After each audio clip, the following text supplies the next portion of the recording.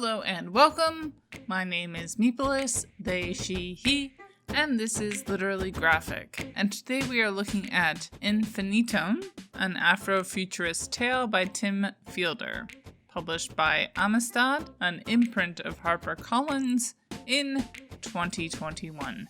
Content notes for nudity, loss of family, blood splatters, and animal death. And taking a brief aside, I picked this book up as part of my Black Comics TBR. Link in the cards to that. But as most of you probably know at this point, that means I will also be making a recommendation to another Black YouTuber. Today's pick is another person with 100 times more followers than I have, but I only started following them a few months back, so perhaps some of y'all haven't heard of him either. Namely, Foreign Man in a Foreign Land, a video essayist focused on the Caribbean community. Some of his most recent videos have touched on skinhead ska, the royals' visit to the Caribbean, and a lot more.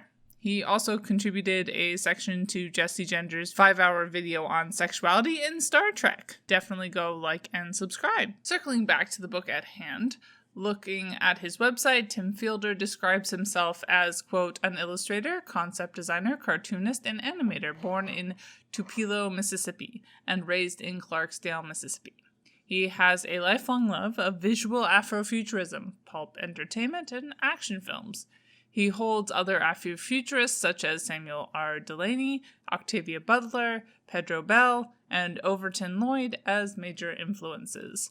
Tim has worked over the years in the storyboarding, film, visual development, gaming, comics, and animation industries for clients as varied as Marvel Comics, The Village Voice, TriStar Pictures, to Ubisoft Entertainment. Tim hopes to push forward with his art in the emerging digital content delivery systems of the day.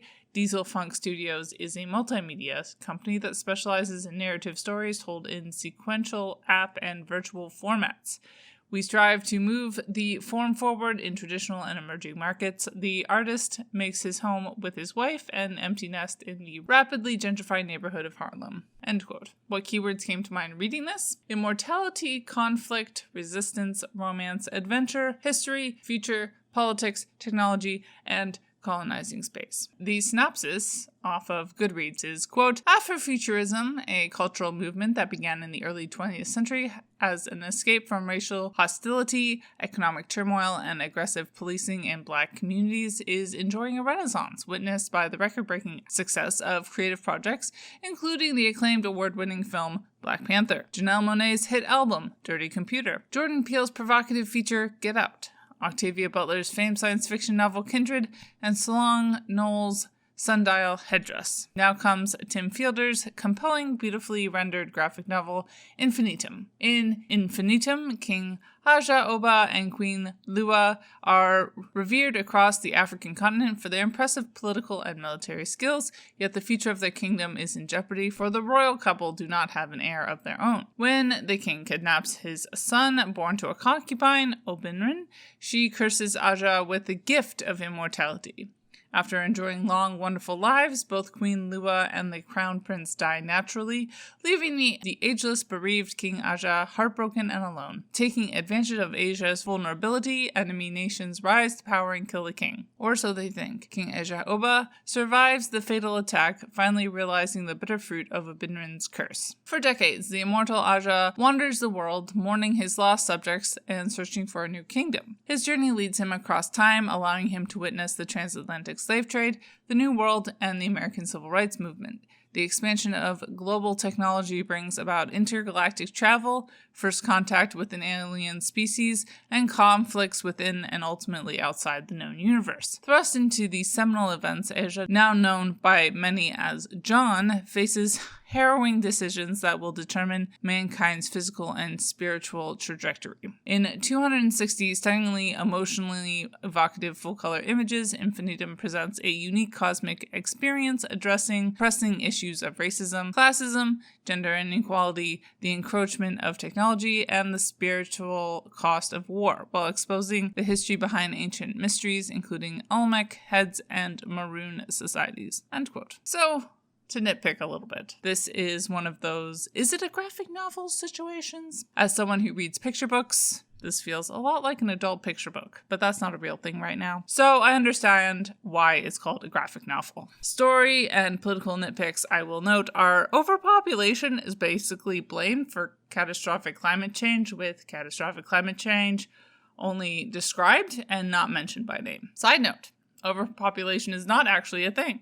The failure to distribute resources equitably is the real problem, because the people who happen to be contributing the most to climate change are white people who aren't having babies, but want to be racist against BIPOC communities who are having babies, and not contributing as much to climate change overall, statistically speaking. It is also implied that John makes a lot of money via cryptocurrency, which means, at the very least, that John is definitely part of the cohort of people who are contributing the most to climate change. He would also have to be participating in an MLM, and either actively or passively tricking a lot of people with less money than him out of what little money they might have. Although, to be fair, I do think John is supposed to be a complicated protagonist, and most immortal protagonists are some level of complete asshole. The depiction of the emotional anguish that John experiences throughout his endless existence is a nice dimension to things. And considering this is a very fast overview of John's life that only hits the highlights, I did appreciate that each of John's romantic partners has a page. It is all about John, though. He is the person of this book, and everything in this book very closely revolved around him. Art-wise, it was neither my most or least favorite. It's adjacent to the muscular superhero style I really don't like,